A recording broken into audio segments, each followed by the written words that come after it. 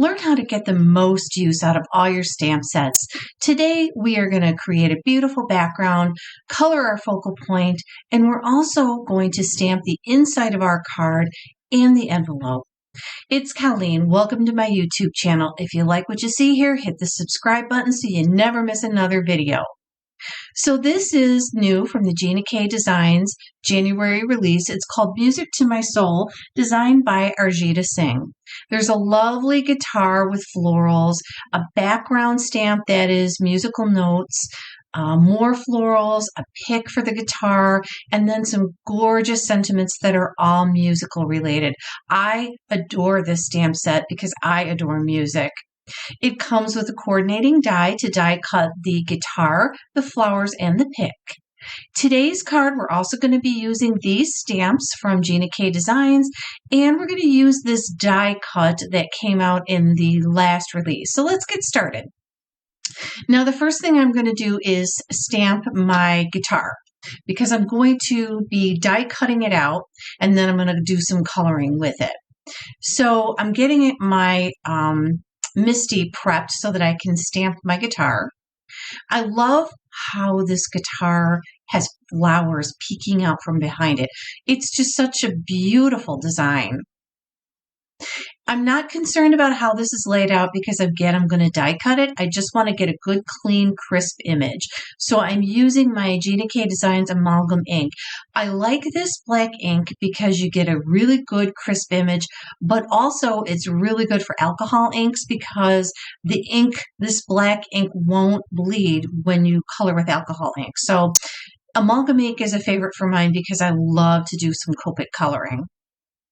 Now I'm going to stamp this a couple times because I like to get a really solid black crisp image, especially because I'm going to be doing some coloring with this, and I just love the contrast with the black and the color. Sorry for my screen moving like that. I did some CPR, didn't I, with that? Look at how beautiful this looks stamped out. Oh my gosh, it's just so pretty. Now I've got some Copic markers and I'm just going to do some light coloring.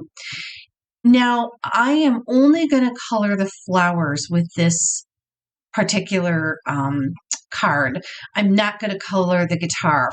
I just loved the idea of having some black and white there along with just a pop of color.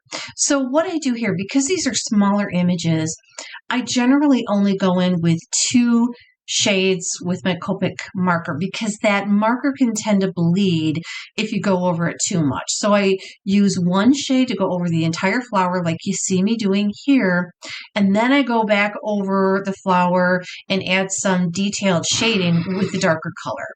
And then I will go back in again and blend everything together. Now, if I'm working with a larger image, then I will probably use more like 3 or even 4 Copic markers to get some contrasting color. But with these smaller flowers, I think you can get away with 2 colors. Just your basic color, and now you see me going in here now with the darker color to add some shading, just to give it the flower some more dimension. I'm not worrying too much about this looking beautiful. I really just want that pop of color to help this beautiful guitar just shine. So you can see me going in there. In the areas where you would find some shading, I'm going in with the darker color and adding a little bit of shading here and there. And then I'm going to go back in again with that lighter color that I first used and blend everything together. Now I'm going to be continuing to color the flowers on both sides of the guitar, and while I'm doing that, I would love to have you listen to some lovely music. Enjoy!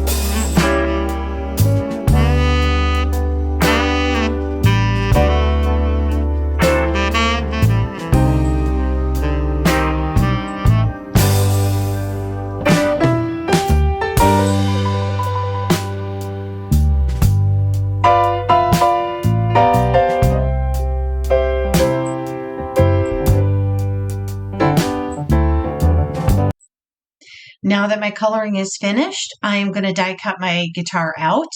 And this die cut is perfect because it will encompass the entire image, the guitar and the flowers. Now, I usually use some purple tape to make sure that it stays in place and that the die doesn't move when I run it through my die cut machine, because nothing makes me more frustrated after all that work. And here it is die cut. So now I have that guitar sitting over a 5.5 by 4.25 white card panel. Now I'm preparing my background. What I've got is some white masking tape, and I'm running it on my arm to get rid of the excess stickiness so that it doesn't stick to the cardstock and tear it. Next, I'm tearing the edge off of one side of that tape. And why I'm doing that is I'm creating a deckled edge, and you'll see how that looks once I start ink blending. So I'm creating a mask basically with a deckled edge, and I'm going to ink blend in the middle of that mask and create this lovely, lovely background for that guitar. I'm keeping the guitar there until I place where I want my mask to be, and excuse my hair in the picture there. I had to get a little close to make sure that I got it set up right. And then I'm going to do the same thing for the other side of the mask so that I have a vertical line behind the guitar.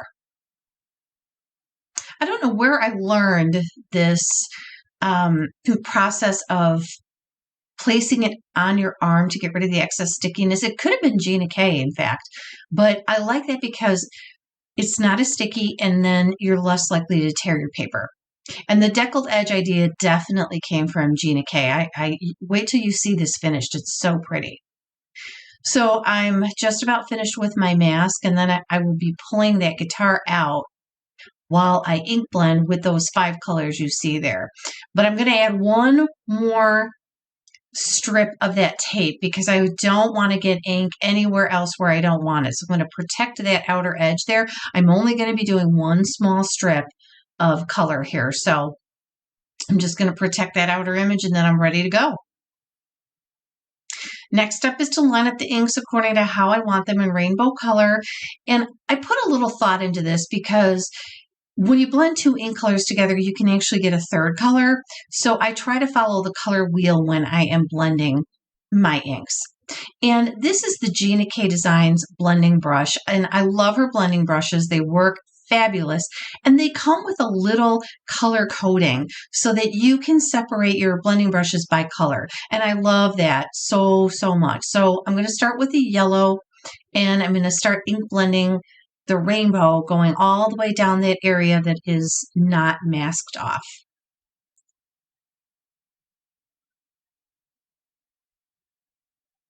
Now I go in with my second color, which is red. I will have all these colors listed in the description box below. So if you're wanting to use the same colors, you will be able to look there to find them. And you can see the blending brush there has the little red marker on there. So it helps me keep my brushes separated by color. Now I'm going in with the pink one. I love that pink color. It's so pretty. And I don't know if you noticed it, but when you look between the yellow and the red, you see a little peep of orange in there. And that's what I mean about creating a third color when you blend 2 colors together. So follow the rainbow, the color wheel rainbow when you're blending these colors together so that you get the most use out of the colors. And now I'm finishing up with this beautiful shade of blue, and my rainbow is finished. And then you're going to see the magic of what happens when I tear the tape off. Be careful when you're tearing the tape off. Keep it close to the paper and go slow so you don't tear your paper. Look at how cool those deckled edges look. Isn't that a fun look? Now I'm ready to put everything together. I'm using the Connect glue by Gina K Designs. Last month she came up with this larger one here, and I love the larger one. I feel like the glue just flows right out of it so easily, and I don't think I'm going to have any problems with it clogging up like some glues do. That frustrates me so much, but I don't think I'll have that issue with this larger Connect glue. It's the same glue as the smaller one, it's just in a larger size. So I'm adhering my card panel over a black card panel that's a little bit larger than this one so that you can see the black peeking out from behind it. I feel like that really helps your focal point just pop off the page even more. And now I'm going to glue all of this to my 5¼ by 4½ size white card base. Once that's done, I'll be ready to start putting my card together. You see how that little black rim really makes that focal point on the card really stand out? I love that idea. That's another Gina K idea too. So now I am ready to place everything there. Now I popped the guitar up on these Gina K Designs foam squares. I really like them. They're thick enough that you really get some good lift. And then I take the backing off with tweezers. So I'm just showing you how I just kind of play with it until that little blue back comes right off, and then I'm ready to go. So I went back behind the scenes and I added that one stamp that was the notes. This little one right here, I put the masking back on and then I stamped those notes over that ink blended background. And so now I am using yet another stamp and adding even more interest to that background. So before I adhere my guitar, I'm trying to pick a sentiment. I'm having a lot of trouble here because they're all so beautiful.